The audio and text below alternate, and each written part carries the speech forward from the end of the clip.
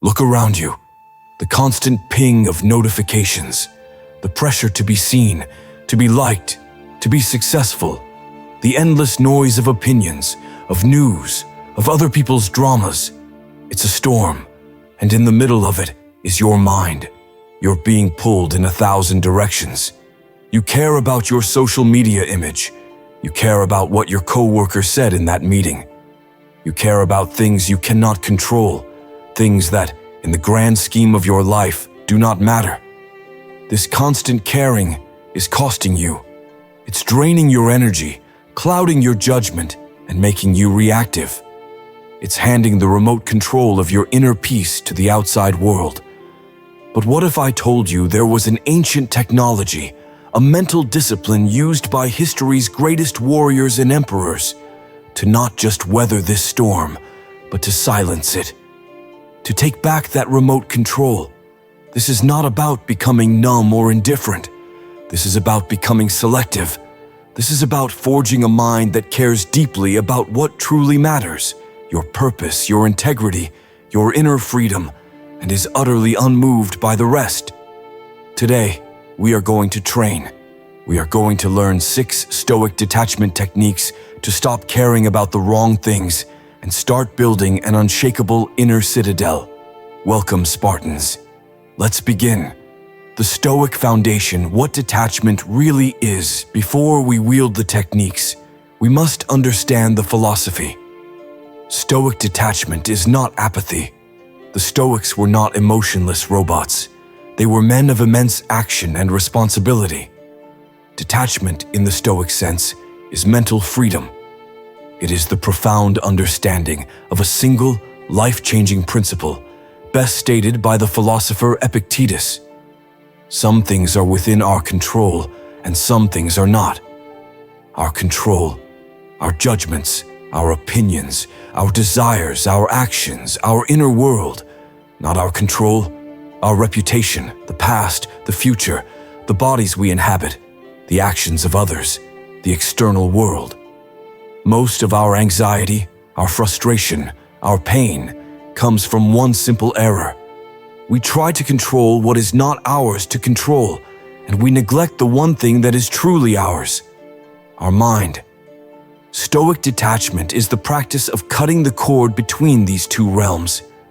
It's about investing your energy only in the inner citadel and letting the external world rage on outside the walls. It's how you gain control, not of the world, but of your response to it. And in that response is your power. The 6 techniques. Technique 1.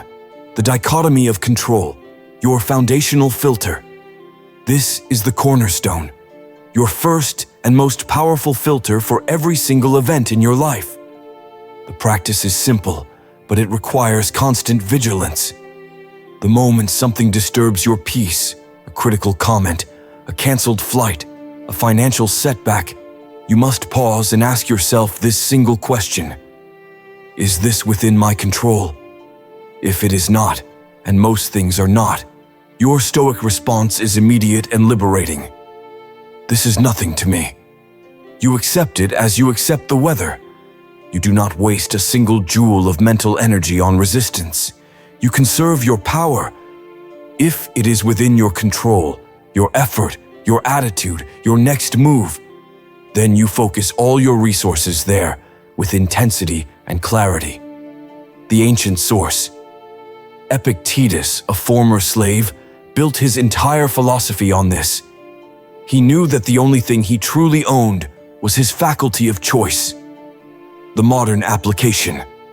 Your boss is angry. Is his emotion your control? No. Is your work ethic and your professional response your control? Yes. Filter it. Conserve your energy for your performance, not his mood. The Spartans challenge. For the next 24 hours, perform this dichotomy check with every disturbance. Write down 3 instances where you successfully filtered an external and chose to focus on your internal response. Technique 2. Negative visualization, premeditatio malorum. Immunity to loss. This sounds counterintuitive, but it is a psychological superpower. The Stoics called it premeditatio malorum, the premeditation of evils. It is not about pessimism. It is about inoculation. It is the practice of consciously imagining the loss of the things you care about, your job, your relationships, your health. Not to fear the loss, but to destroy the attachment to them. By regularly contemplating that everything you have is on loan from life, you stop taking it for granted. And when hardship or loss actually strikes, you are not shattered. You have already trained for this moment. You have already rehearsed your resilience. The ancient source. Seneca wrote, "He who has anticipated the coming of troubles takes away their power when they arrive."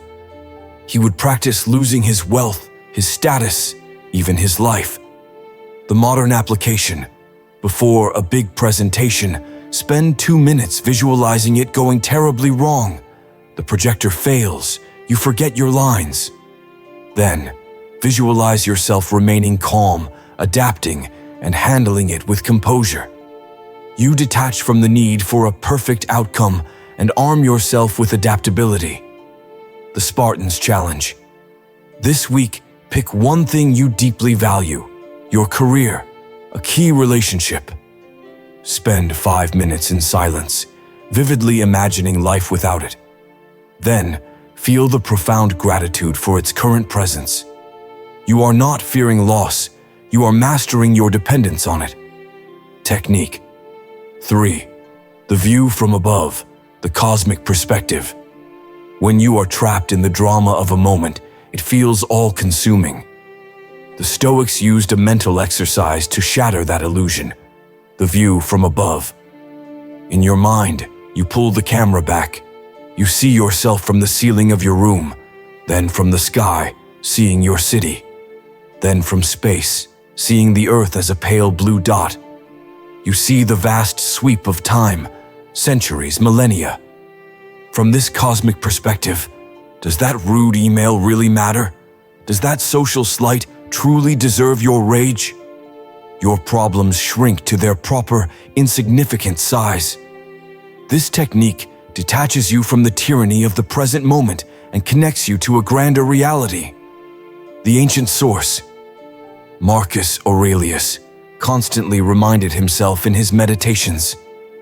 Think of the universal substance, of which you have a very small portion, and of universal time, of which a short hair's breadth has been assigned to you. The modern application. Stuck in traffic and seething? Zoom out. You are one of billions on a rock flying through space. This delay is a microscopic blip. Use the time. Don't let the time use you. The Spartans Challenge. The next time you feel a wave of anger or anxiety, close your eyes for 30 seconds and perform the view from above. Watch as the emotional charge simply dissipates. Technique 4. Objective representation. Seeing things as they are. Epictetus said, "It's not things that disturb us, but our judgments about things." We don't react to events, we react to our story about the events. Stoic detachment requires you to strip away the story. This is objective representation. See the thing for what it is, bare of your emotional label. You didn't get betrayed. A person acted in a way that served their own interests. This isn't a catastrophe. It is an obstacle. That isn't a terrible person. That is a person who is misguided, acting from their own ignorance. By describing the event to yourself in plain, objective facts, you drain it of its emotional power. You see the world with the clarity of a surgeon, not the drama of a playwright. The ancient source, Marcus Aurelius, wrote, "Blot out your imagination. Turn your desire to stone. Quench your appetites. Keep your mind centered on itself." The modern application. Your project failed. The story. I'm a failure. This is a disaster. The objective representation. The project did not achieve the desired outcome. I can analyze the causes and apply the lessons to the next endeavor. Feel the difference? One paralyzes, the other empowers. The Spartan's challenge. For the next 3 interactions that upset you, write down the story you're telling yourself. Then, directly beneath it, write the cold, objective, factual description of what happened. Observe the space between the two. Technique 5. Amor fati, the love of fate. This is the ultimate level of detachment. It's not just accepting what happens, it's loving it. Amor fati, the love of one's fate. Every obstacle, every setback, every bad break is not a hindrance to your path. It is the path. It is the raw material for your growth. The Stoic doesn't ask, "Why is this happening to me?" They ask, "What is this teaching me? How is this forging me into something stronger?" This is how you transform poison into medicine. You embrace everything life throws at you, the good, the bad, the ugly, as necessary for your training. You detach from the childish need for a comfortable life and attach yourself to the warrior's path of overcoming. The ancient source, the core of Marcus Aurelius's resilience. A blazing fire makes flame and brightness out of everything that is thrown into it. The modern application.